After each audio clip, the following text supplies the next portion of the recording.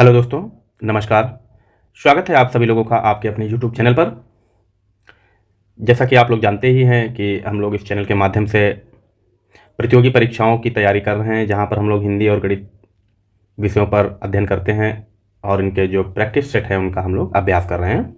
आज का यह सेशन जो है वो हिंदी का रहने वाला है। इसमें कुल 20 प्रश्न हैं और यहाँ पर हम लोग हिंदी के विषय को विस्तृत रूप से समझने का प्रयास करेंगे। आप लोग अंत तक बने रहिएगा, आपको काफ़ी हद तक कुछ चीज़ें नई सीखने को भी मिलेंगी। और बाकी जो हमारा जो यह प्रैक्टिस सेट है बहुत ही बढ़िया प्रश्न है, यहाँ पर इंपॉर्टेंट प्रश्न है परीक्षाओं के लिहाज से।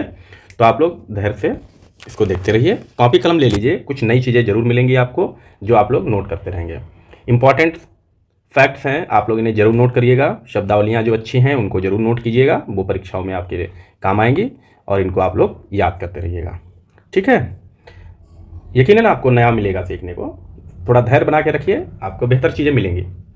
क्लियर है? तो चलिए हम लोग शुरुआत करते हैं सेशन की। और बाकी फिर वही बात है कि आपसे क्या कहें, लेकिन फिर भी कोशिश कीजिएगा कि वीडियो को शेयर कर दीजिएगा आप लोग।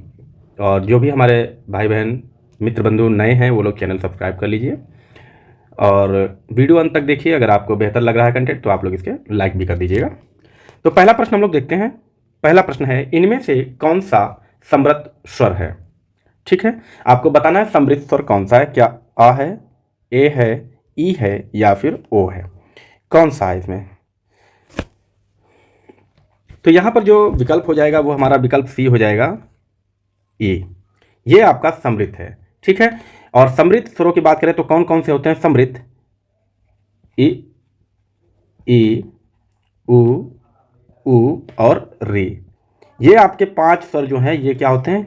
ये समृद्ध होते हैं। क्या होते हैं? समृद्ध होते हैं। ठीक है, और कितने प्रकार के होते हैं? समृद्ध और विवृत, 2 प्रकार के होते हैं। ठीक है, ओके। अगला प्रश्न देखते हैं हम लोग।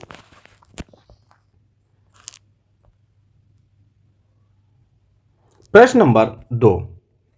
प्रश्न नंबर 2, मेरा स्वास्थ्य ठीक नहीं था इसलिए मैं इंग्लैंड नहीं जा सका, किस प्रकार का वाक्य है? यहां पर आपको जो बताना है, ये वाक्य से प्रश्न दिया गया है। आपको बताना है कि यह किस प्रकार का वाक्य है। क्या साधारण वाक्य है, क्या संयुक्त वाक्य है, क्या मिश्रित वाक्य है, या फिर इनमें से कोई नहीं? कौन सा यहाँ पर विकल्प हो जाएगा? तो यहाँ पर जो आंसर हो जाएगा वो आपका हो जाएगा, क्या हो जाएगा भाई? आंसर क्या हो जाएगा?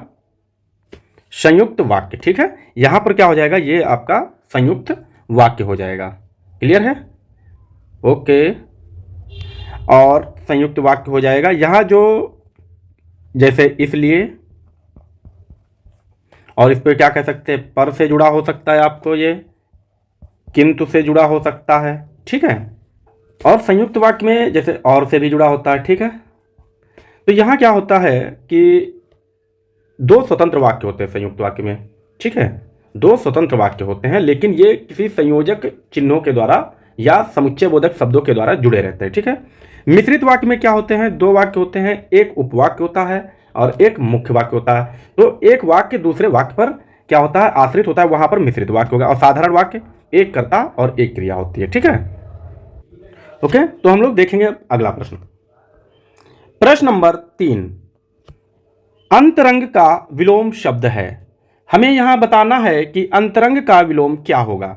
अंतरंग का क्या बहिरंग होगा, क्या अंतर्द्वंद होगा, क्या अंतर्मुखी होगा या फिर अंतिक होगा? तो यहां पर कौन सा विकल्प सही होगा? तो आप जानते हैं अंतरंग का विलोम जो होगा वो हमारा विकल्प ए हो जाएगा, बहिरंग। ठीक है, बहिरंग हो जाएगा। अगर हम अंतर्द्वंद की बात करें तो अंतर्द्वंद की बात करेंगे तो इसका विलोम क्या होगा? तो इसका विलोम आप लोग कहेंगे बहिर्द्वंद होगा। क्या होगा? बहिर्द्वंद हो जाएगा। ठीक है, अंतर्द्वंद का विलोम बहिर्द्वंद होगा। क्लियर है? और जो अंतर्मुखी है इसका विलोम क्या होगा? तो आप कहेंगे इसका विलोम बहिर्मुखी हो जाएगा। ठीक है, बहिर्मुखी हो जाएगा। और जो अंतिक दिया है इसका विलोम क्या हो जाएगा? तो अंतिक का विलोम जो होगा वो दूरांतिक हो जाएगा। क्या हो जाएगा? दूरांतिक हो जाएगा।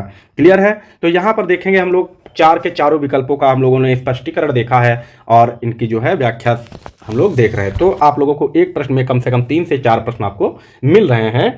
बहुत ही बेहतर स्पष्टीकरण है, बेहतर क्लासेस हैं, ऐसा मुझे लगता है। आप लोग कमेंट करके बताइएगा कि कैसी क्लासेस आपको मिल रही हैं। तो चलिए हम लोग देखते हैं अगला प्रश्न। प्रश्न नंबर 4, निम्नलिखित में से कौन सा शब्द विशेष्य है। यहाँ ये विशेष्य दिया है कि कौन सा शब्द विशेष्य होगा। क्या अनासक्ति विशेष्य है, क्या अनासक्त विशेष्य है, अनुशंसित विशेष्य है, या फिर अपमानित विशेष्य है। कौन सा विकल्प यहाँ पर सही हो जाएगा। तो कौन सा यहाँ पर विकल्प हो जाएगा। तो यहाँ जो हम लोगों का विकल्प सही होगा ये जो है विकल्प ए हो जाएगा। अनासक्त ये क्या है आपका, ये विशेष्य है। क्या है ये आपका विशेष्य है। और ये किस से बना है, इसका विशेष्य, तो इसका विशेषण क्या होगा, यानी कि विशेष्य कौन सा बनता है, विशेषण। तो इसका विशेषण क्या होगा, अनासक्त होगा। ये आपका विशेषण हो जाएगा।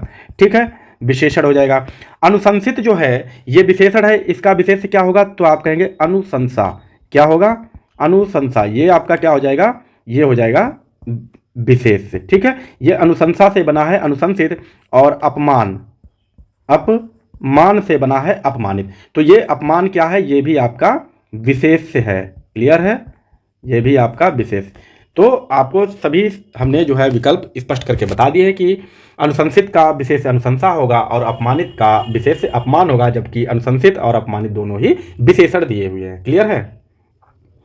प्रश्न नंबर 5, निम्नलिखित में आकर्मक क्रिया कौन सी है।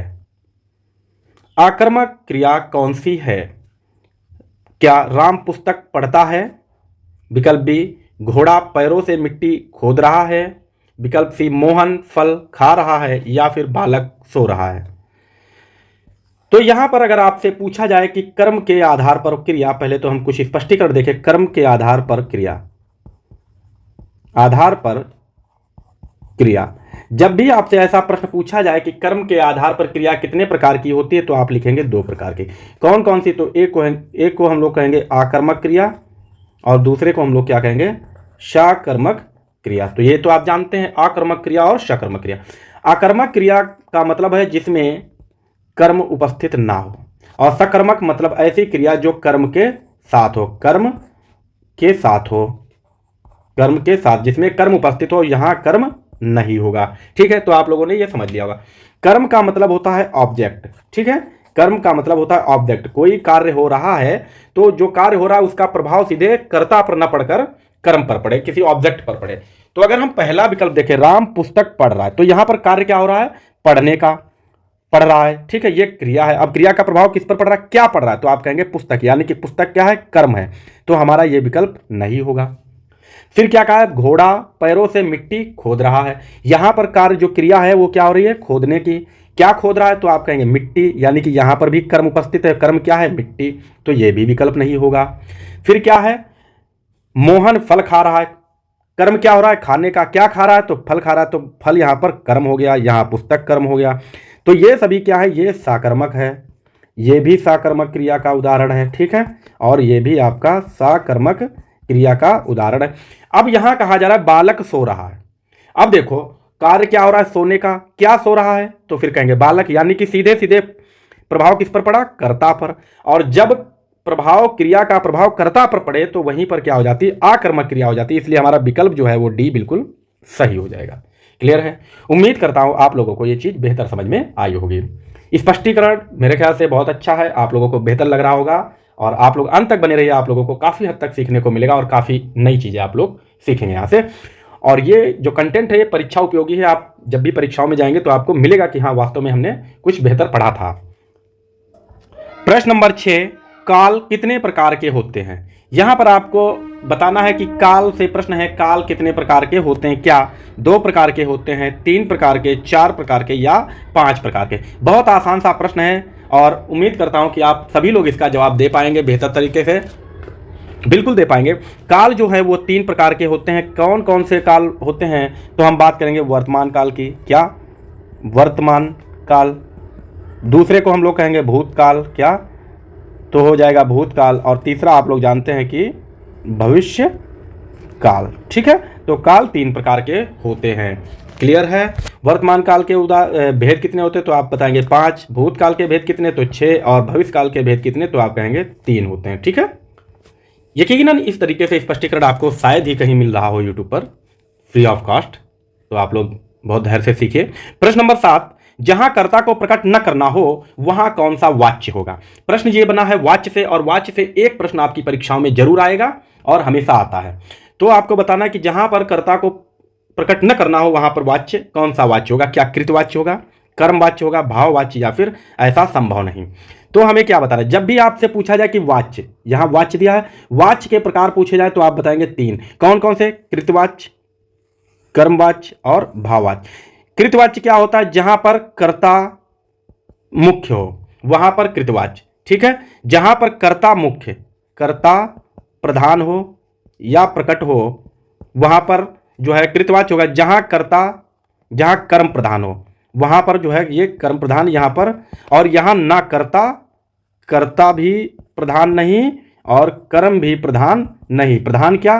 तो भाव प्रधान होता है, ये भाव प्रधान होता है, भाववाचक, भाववाच्य, ठीक है। तो ये आप समझ गए। अब यहाँ क्या क्या है कि जो है कर्ता न हो, तो फिर कर्ता नहीं तो क्या होगा? तो कर्म होगा। विकल्प हमारा बी बिल्कुल सही हो जाएगा, ठीक है। अगला प्रश्न देखते हैं हम लोग। प्रश्न नंबर 8, संस्कार शब्द में किस उपसर्ग का प्रयोग हुआ है? क्या सम उपसर्ग है, सन है, सम्स है, या फिर संस है? तो ये आप सभी लोग जानते हैं कि संस्कार में जो है सम उपसर्ग का प्रयोग हुआ है। जब इसका हम विच्छेद करेंगे तो ऐसे हो जाएगा समधन कार, समधन कार होगा और ये हो जाएगा संस्कार, ठीक है। ओके। प्रश्न नंबर 9, किस शब्द में क प्रत्यय नहीं है? तो हमें बताना है क प्रत्यय किसमें नहीं? क्या कारक में नहीं है, गायक में नहीं है, भावुक में नहीं है, या फिर चालक में नहीं है? तो आप बताएंगे कौन सा हो जाएगा। तो हम लोग कहेंगे विकल्प सी बिल्कुल सही हो जाएगा। भावुक में जो है कौन सा प्रत्यय लगा है? तो आप कहेंगे उक प्रत्यय लगा है। क्या लगा है? उक प्रत्यय लगा हुआ है भावुक में, ठीक है। प्रश्न नंबर 10, निम्नलिखित में से किस में विसर्ग संधि है? हमें विसर्ग संधि बताना है किस शब्द में है। क्या निरंतर में विसर्ग है, क्या दिग्गज में विसर्ग होगी, क्या जगदीश में, या फिर महिष में? कौन सा शब्द है जिसमें विसर्ग संधि होगी? तो इनको हम लोग तोड़ कर देख लेते हैं। अगर हम निरंतर का संधि विच्छेद करेंगे तो निरंतर का संधि विच्छेद इस प्रकार से होगा, निहिधन अंतर। क्या होगा? निहिधन अंतर हो जाएगा। अगर हम दिग्गज का संधि विच्छेद करेंगे तो कैसे करेंगे? दिक धन गज, दिक धन गज में टूटेगा। और जगदीश का जब संधि विच्छेद करेंगे तो हो जाएगा जगत धन ईश। और महिष का जब संधि विच्छेद करेंगे तो हो जाएगा महाधन ईश होगा।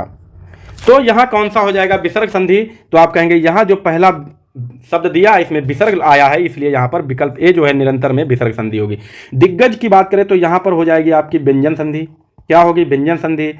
जगदीश में भी आपकी व्यंजन संधि होगी। और अगर हम बात करें महिष में तो महिष में क्या होगी? दीर्घ होगी। दूसरी बात दीर्घ, और ये स्वर संधि का उदाहरण दीर्घ स्वर संधि होगी, ठीक है। तो इनको भी आप लोग याद करते चलिएगा। प्रश्न नंबर 11, यथाशक्ति में कौन सा समास है? समास से प्रश्न है, क्या तत्पुरुष समास होगा, क्या द्वंद्व समास होगा, अव्ययी भाव समास होगा, या फिर कर्मधारय समास होगा? कौन सा यहां पर विकल्प सही होगा? अगर आपसे समास की संख्या पूछी जाए तो आप बताएंगे 6 समास होते हैं। कौन कौन से? तत्पुरुष समास, द्वंद्व समास, अव्ययी भाव समास, कर्मधारय समास, बहुव्रीहि समास होता है, बहुव्रीहि समास होता है, और जो होता है वो द्विगु समास होता है, ठीक है। तो आपको 6 समास हमने बता दिए, 4 दिए हुए 2 और लिख दिए, तो 6 के 6 समास होते हैं। अब अगर हम बात करें तत्पुरुष समास, तो तत्पुरुष समास में क्या होता है? कारक चिन्ह होते हैं। द्वंद्व समास में क्या होता है? दोनों पद प्रधान होते हैं, जैसे माता पिता, ठीक है। कर्मधारय समास में विशेषण विशेष होगा, यानी कि तुलना की जाएगी, विशेषता बताई जाए। यथाशक्ति, यथाशक्ति का मतलब है यथा जो है ये अव्यय है, ठीक है, अव्यय है, और जिसका पहला पद अव्यय हो उसे हम क्या कहेंगे? अव्ययी भाव समास कहेंगे। यानी कि यथाशक्ति में जो है विकल्प होगा वो सी सही होगा, अव्ययी भाव समास हो जाएगा, ठीक है। देखेंगे हम लोग अगला प्रश्न। प्रश्न नंबर 12, प्रश्न नंबर 12, बांझ क्या जाने प्रसव की पीड़ा का अर्थ क्या होगा? यहां पर जो पंक्ति दी है बांझ क्या जाने प्रसव की पीड़ा, इसका हमें अर्थ बताना है। क्या दूसरों का दुख दर्द नहीं समझना, क्या सहानुभूति नहीं दिखाना, या फिर संतानहीन होना, या फिर जिस पर बीतती है वही जानता है? ऐसा इसमें कौन सा विकल्प सही हो जाएगा? और उम्मीद करता हूं कि इसका जवाब आप लोग बहुत ही आसानी से दे सकेंगे, और आप लोगों ने दे भी दिया होगा। तो इसका जो विकल्प हो जाएगा वो हो जाएगा विकल्प डी, जिस पर बीतती है वही जानता है, ठीक है। अगला प्रश्न देखते हैं हम लोग। प्रश्न नंबर 13, तो प्रश्न नंबर 13, जहां उपमेय में उपमान की समानता की संभावना व्यक्त की जाती है वहां होता है। अब ये जो है अलंकार से प्रश्न पूछा गया, जहां उपमेय में उपमान की संभावना व्यक्त की जाती है, वहां पर क्या होगा, वहीं पर जो है समास पूछा है, क्या उत्प्रेक्षा अलंकार होगा, क्या उपमा अलंकार होगा, रूपक अलंकार होगा, या फिर संदेह अलंकार होगा। तो यहां पर कौन सा विकल्प हो जाएगा? तो जहां पर उपमेय में उपमान की संभावना व्यक्त की जाती है उसे हम लोग कहते हैं उत्प्रेक्षा अलंकार। ठीक है, उसे हम लोग उत्प्रेक्षा अलंकार कहते हैं। क्लियर है? अगला प्रश्न, प्रश्न नंबर 14। प्रश्न नंबर 14, कवि धूमिल का पूरा नाम था। बताना है कि कवि धूमिल का पूरा नाम क्या था। तो जो कवि धूमिल है, क्या इनका गोरख पांडे नाम था, क्या सुधाकर पांडे था, या सुदामा पांडे, या फिर इनमें से कोई नहीं। तो कौन सा इसका विकल्प हो जाएगा? तो अगर हम बात करें कवि धूमिल का, तो कवि धूमिल का पूरा नाम था सुदामा पांडे बेचैन धूमिल। ठीक है, क्या नाम था? सुदामा पांडे बेचैन। बेचैन उपनाम है धूमिल। क्या उपनाम है? धूमिल। क्लियर है? आप लोग याद रखेंगे। इनकी अगर प्रमुख रचनाओं की बात करें, बहुत इंपॉर्टेंट रचना है। एक है इनकी रचना संसद से सड़क तक। सड़क तक बहुत इंपॉर्टेंट रचना है, आप लोग इसे याद रखेंगे। ठीक है, कब आई थी? 1972 में ये। और दूसरी अगर बात करें तो एक और इनकी रचना है कल सुनना मुझे। कल सुनना मुझे, ये भी इनकी बहुत ही महत्वपूर्ण रचना है। और तीसरी जो रचना इनकी पूछी जाती है, वो इनका जो पूछा जाता है कल सुनना मुझे तथा सुदामा पांडे का प्रजातंत्र। क्या है? सुदामा पांडे का प्रजातंत्र। तो ये महत्वपूर्ण रचनाएं हैं इनकी जो पूछी जाती हैं, तो इनको आप लोग याद रखेंगे। ठीक है, अगला प्रश्न देखते हैं हम लोग। प्रश्न नंबर 15। प्रश्न नंबर 15, ध्वनि के कितने प्रकार होते हैं? तो ये बहुत आसान प्रश्न है। जब भी हम भाषा की शुरुआत करते हैं तो हमें ये सीखने को मिलता है कि ध्वनि के कितने प्रकार होते हैं। क्या 2 प्रकार होते हैं, क्या 3 प्रकार होते हैं, 4 प्रकार, या फिर 5 प्रकार। तो कौन सा इसका विकल्प सही हो जाएगा? तो जब बात करेंगे ध्वनि की, तो ध्वनि के 2 प्रकार होते हैं। तो कौन कौन से होंगे? तो आप कहेंगे एक को हम लोग स्वर कहते हैं और दूसरे को क्या कहते हैं? व्यंजन कहते हैं। अगर स्वरों की बात पूछी जाए हिंदी में, तो स्वरों की संख्या 11 होती है और व्यंजनों की संख्या 33 होती है, जिसमें कि 25 स्पर्श व्यंजन होते हैं, 4 क्या होते हैं? अंतस्थ व्यंजन होते हैं, और 4 ऊष्म व्यंजन होते हैं। आप लोग याद रखेंगे। ठीक है, स्पष्ट याद रखेंगे आप लोग। इतना बेहतर तरीके से स्पष्टीकरण आपको शायद ही कहीं मिले। प्रश्न नंबर 16। प्रश्न नंबर 16, अ आ इ ई उ ऊ क्या है? ये बताना है कि जो वर्ण दिए हैं ये क्या है। क्या ये स्वर हैं, क्या व्यंजन है, अनुस्वार है, या फिर अनुनासिक है? तो बताइए आप लोग क्या है ये। आप सभी लोग जानते हैं ये क्या है, ये स्वर हैं। ठीक है, हिंदी में स्वरों की संख्या 11 है, आप जानते ही हैं। अ आ इ ई उ ऊ। अगला क्या होगा? री होगा, ए आई ओ औ अंग। ठीक है, व्यंजनों की संख्या बता चुका हूं पीछे। अनुस्वार किसे कहते हैं? तो अनुसार जो है अंग को कहते हैं। अनुनासिक क्या होता है? प्रत्येक वर्ग का 5वां अक्षर, जैसे अंगा, या, अड़ा, ना और मा, ये अनुनासिक होते हैं। इन्हें 5वां अक्षर भी कहा जाता है। ठीक है, प्रश्न नंबर 17। प्रश्न नंबर 17, दंत वर्ग के व्यंजन हैं। यहां पर जो वर्ग के दिए हैं, जैसे चा वर्ग, या और शा, ता वर्ग, ला और सा, टा वर्ग, रा और सा, पा वर्ग, उ और ऊ, कौन सा यहां पर जो है दंत वर्ग में आएगा? तो अगर हम बात करें यहां पर ता वर्ग की, तो ये आपका दंत वर्ग होगा। विकल्प आपका ये हो जाएगा। और अगर चा वर्ग और या और सा की बात करें तो ये तालु वर्ण होंगे। क्या है? तालु से इनका उच्चारण होता है। ठीक है, इन्हें तालु वर्ग भी कहेंगे। टी टा को क्या कहेंगे? तो इसे हम लोग कहेंगे मूर्धा। क्या कहेंगे? मूर्धा। और पा ये क्या होगा? ये ओष्ठ्य होंगे। क्या होंगे? ओष्ठ्य होंगे। ठीक है, आप लोग याद रखिएगा, पूछा जाता है उच्चारण स्थान इनका। ठीक है, अगला प्रश्न देखते हैं हम लोग। प्रश्न नंबर 18। प्रश्न नंबर 18 में कहा गया अखरोट शब्द का तत्सम क्या होगा? अखरोट शब्द का तत्सम क्या होगा? क्या अछोट होगा, अछवाट होगा, असरोट होगा, या फिर अछरोट होगा?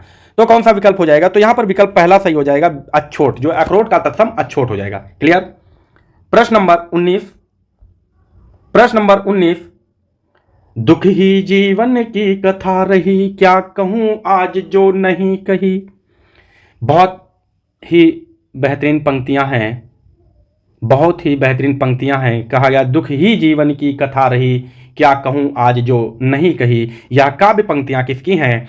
क्या यह काव्य पंक्तियाँ सूर्यकांत त्रिपाठी निराला जी की हैं? क्या ये महादेवी वर्मा जी की हैं? क्या जयशंकर प्रसाद जी की हैं? क्या सुमित्रानंदन पंत जी की हैं? कौन सा रचनाकार है जिन्होंने इन पंक्तियों को रचा है? तो अगर हम बात करें इन पंक्तियों की, तो ये पंक्तियां जो है सूर्यकांत त्रिपाठी निराला जी की हैं। दुख ही जीवन की कथा रही, क्या कहूँ आज जो नहीं कही। और ये सूर्यकांत त्रिपाठी निराला जी की पंक्तियां जो रचित है, ये किसमें लिखा है इन्होंने? ये सरोज स्मृति में लिखा है। सरोज स्मृति में लिखा है इन्होंने, इनके अपनी पुत्री के याद में लिखा है इसको, ठीक है, ओके। और अगर महादेवी वर्मा की बात करें तो महत्वपूर्ण पंक्तियां आती हैं, मैं नीर भरी दुख की बदली, ठीक है। इस प्रकार से पंक्तियां हैं इनकी। चलिए हम लोग अगला प्रश्न देखते हैं, और ये हमारा आज का अंतिम प्रश्न है, प्रश्न नंबर 20। 14 सितंबर 1949 को भारतीय संविधान सभा ने हिंदी को भारत संघ की कौन सी भाषा का दर्जा दिया है? तो कौन सी भाषा का दर्जा दिया है? तो बताइए, क्या राजभाषा कहा गया है, क्या राष्ट्रभाषा कहा गया है, लोक भाषा कहा गया, या फिर संपर्क भाषा कहा गया है? क्या कहा गया है? तो आप क्या बताएंगे? तो हम लोग बताएंगे कि 14 सितंबर 1949 को भारतीय संविधान सभा ने हिंदी को क्या कहा है? राजभाषा कहा है, ठीक है, राजभाषा कहा है। और इसको संविधान में वर्णित जो है, संविधान की बात करें तो भाषा का उल्लेख कहाँ मिलता है? तो आप कहेंगे 8वीं अनुसूची में। कहाँ? 8वीं अनुसूची में, ठीक है, 8वीं अनुसूची में मिलता है, 17वें भाग में मिलता है, 17वें भाग में इसका उल्लेख किया गया है, ठीक है।